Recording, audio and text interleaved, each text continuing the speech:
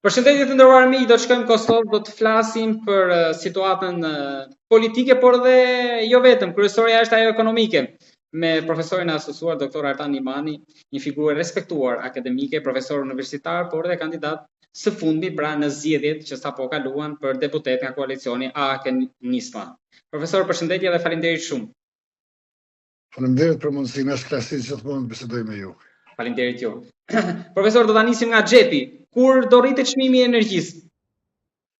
Po sipas projekcioneve të dërguara në rregullatorin e energjisë nga operatorët ekonomik, parashikohet që nga 1 prilli që të jetë afati, por që kanë japë dhe afat shtesë deri në marrjen e opinioneve nga grupet e interesit, por sipas çdo gjasa do të jetë mes muajit prill dhe kalkulimet do të bëhen nga fillimi i këtij muaji. Pra me efekt prapa veprues. Po patjetër, sepse rishikimi i aprovimi i pasqyrave financiare të operatorëve ekonomik, ku rrit limitin e fitimit për operatorët ekonomik, ajo nënkupton që i kanë aprovuar pasqyra. Tash problematika mbetet te komendet që janë dërguar nga grupet e interesit, shoqëria civile, qytetarët, bizneset, por që siç po shihet ne jemi pengë një mafie energjetike dhe detyrimisht do të ngritet energjia elektrike. Pra nuk ka shanse që ky vendim të kthehet.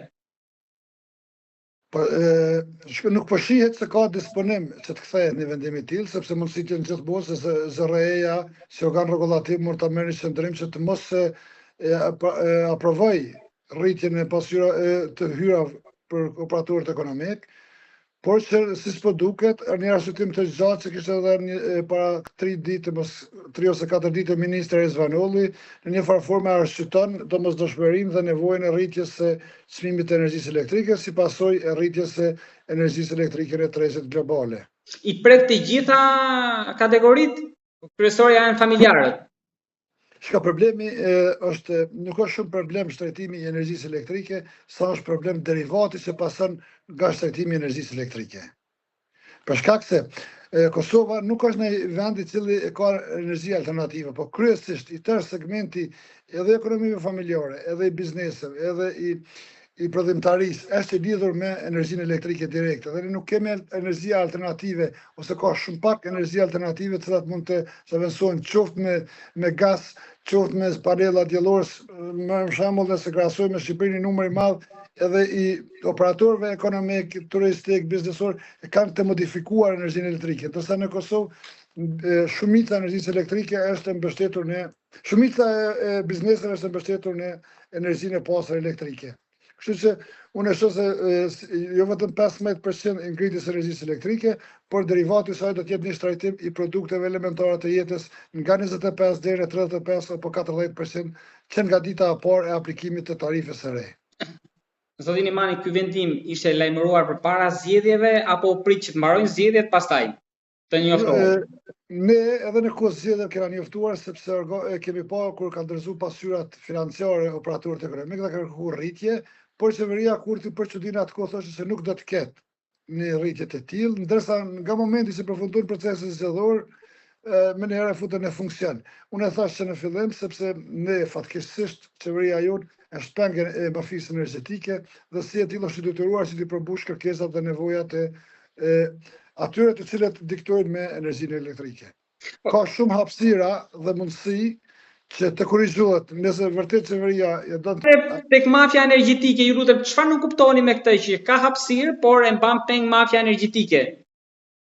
Po shikoj, ju e dini me ka aferat, jo vetëm kombëtare, por të aferat ndërkombëtare të rrjetit të shpërndarjes së distribucionit që është në Kosovë, se ka zgjetat vendin e, ç'më thon, tamam shtratin e vet dhe ato miliona të cilat janë deportuar vetëm këtë vit ku po flasim ne kemi rreth 100 milionë të importuar energji elektrike. Kështu që padesh të mund shun ato problematikë që janë tashmë ligjore dhe kanë edhe karakter prokurorial dhe organet tjera kanë filluar ndjekje. Unë konsideroj që qeveria e Republikës Kosovës ka mundësinë dhe mundësia është që ta hesë të vëshën në energji. Pra, nëse duhet patjetër të përmbushin standardet dhe kërkesat e operatorëve ekonomik, atëherë ne le të hesë të vëshën në energji dhe aty është rezultati përfundimtar. prodhimi vet sa mbulon brenda në Kosovë? Po shikoj varësisht prej kohës kur jemi në fazën e pikut, ne zakonisht importojnë asasi të mëdha energjetike, kryesisht dhe atëherë kur ne kapacitetet tona maksimale janë 750 deri 900 megawatt energji elektrike. Dhe tashmë jena sipas njoftimeve të fundit edhe disa remonte që janë duke u përgatitur, por problemi është se koha e pikut, koha nga ora 18 deri në orën 22-23 kur është koha, aty është edhe çmimi më i lartë i energjisë elektrike, edhe konsumi është më i madh i energjisë elektrike. Për të kaluar në aspektin politik, ju ishit pjesë e garës, e fushatës. Profesor, kur do ta kemi qeverinë e re dhe si do të jetë kjo? Do të jetë një qeveri e cunguar, me bazë të gjerë, apo opozita do organizohet e gjitha për ta nxjerrë kurtin opozit? Është problematike të themi kur, afatet ligjore kanë filluar nga momenti i certifikimit të zgjedhjeve dhe tani më presidenti i Republikës ka 30 ditë kohë që ta thret konstituimin e kuvendit, që të filloj procesi i themelimit të institucionit. Është bukur shumë problematike të përcaktohet afati kohor për shkak se mund të krijohet se konstituimi i kuvendit dhe nënkupton zgjedhja e kryetarit dhe kryetarëve të kuvendit, që aty mund të jetë hilja e parë që do të nëse nuk jenë arritë që sigurojnë numrat nga qeveria Kurti, ne jemi të vetëdijshëm se partia Vetëvendosje e ka fituar një shumicë solide të rezultatit zgjedhor dhe është në kuotën e 48 deputetëve, kështu që nuk i duhet shumë numra që të arrijë rezultatit. Po ashtu ne dimi se qeveria e Kosovës duhet patjetër të ketë në përberje edhe komunitetin serb, përfaqësues të listës serbe dhe komunitetin jo serb, kështu që unë mendoj se me komunitetin serb dhe me partitë jo serbe, Vetëvendosja mund ta krijojë qeverinë pa asgjë probleme. Ndonëse se po deklaron në opinion që nuk do të kemi një qeveri me listën serbe, është në farë forme është obligative sepse ministrat nga radhat e komunitetit serb duhet të vinë nga lista serbe. Pra përjashtoni mundësinë që opozita të bëhet bashkë. Shikoj, e gjithë opozita ka garuar në tendencën që të jemi bashkë kundër qeverisë Kurti, realisht më shumë ka qenë në kuptimin e paraqitjes figurative, sepse sikur të ishin dashur opozita vërtet të jenë bashkë, që mund të bëhen bashkë përpara procesit zgjedhor të fitojnë zgjedhjet, sepse kanë më shumë numra matematikisht.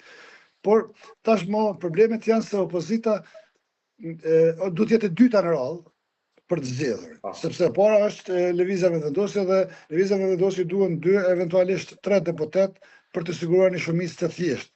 Por që asnjë prej partive opozitare nuk e ka atë gatishmërinë e madhe që të hyjë në këtë koalicion, pikërisht për shkak të numrit të kufizuar të vota. Dhe pas një viti, saktësisht ka mbet më pak se një vit, janë përballet me zgjedhjen e presidentit që po ashtu duhen 2/3 të deputetëve, por që edhe në tetor janë të parapara zgjedhjet komunale apo zgjedhjet lokale, si themi ne.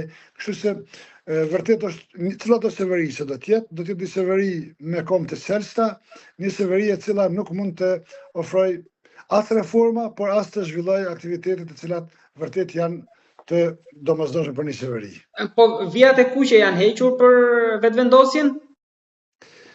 Po shiko, ne kemi qëndrime nga shumë i qartë, ka qenë zoti Haradinaj që nuk në asnjë variant nuk do të jetë pjesë me Albin Kurtin, madje duke akuzuar edhe me epitete shumë të ndryshme, që domethënë ka përcaktuar orientimin e tij politik.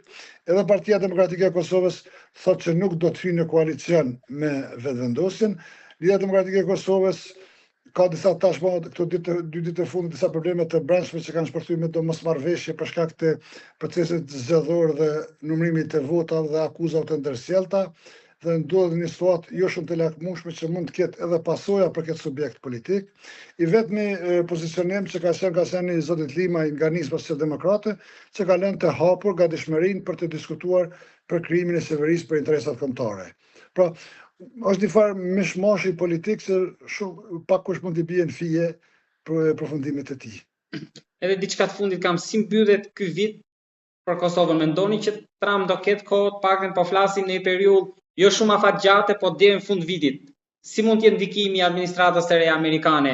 Edhe në këtë rast, qoftë edhe në këtë rast që një situatë krize për qeverinë, mund të dalë një kryeministër nga zarfi? Po shikon, zakonisht në rastet e krizave të tilla kanë ndërhyrë gjithmonë partnerët ndërkombëtar, ata cilët janë garantuesë, më thënë me mirë themelues të Republikës së Kosovës, dhe na kanë ofruar alternativa inteligjente, interesante, që janë prit mirë nga opinioni, qoftë rasti i presidentes, qoftë kryeministrat. Në rastin konkret, ne kemi edhe një ngërës tjetër, sepse ende nuk i kemi ambasadorin e Shtetet Bashkuara të Amerikës në Kosovë, do të thonë është një çudi, ka një kohë gjatë, kështu që 3 muaj dhe nuk kemi një emrim, akreditim, se emrim do të ketë, po akreditim të ambasadorit. Vendet e Kuwaitit janë disi shumë të heshtura, nuk e kam parë asnjë nga përfaqësuesit diplomatik ose vendet mike që kanë përpos Macedonia e Veriut, që kanë uruar të paktën zotin Kurti përfituar në zgjedhje, është shka interesante që vërtet për mua është duke me friksuar kjo ignorancë totale e vendeve të perëndimit në raport me qeverinë Kurti dhe me procesin. Por ne besoj se do të inkuadrohen tash ditëve pas të certifikuar rezultatet zgjedhor, me siguri portën e kanë përmes presidentes dhe me presidenten kanë negociuar. Unë jam i bindur që kanë negociuar me presidenten për hapat dhe që unë mendoj se urgjencë kombëtare është themelimi i severisë, për shkak se është urgjencë kombëtare çështja e sigurisë. Profesor Imani, falenderoj shumë për bisedën dhe për analizën. Faleminderit shumë, ishte kënaqësi të vella.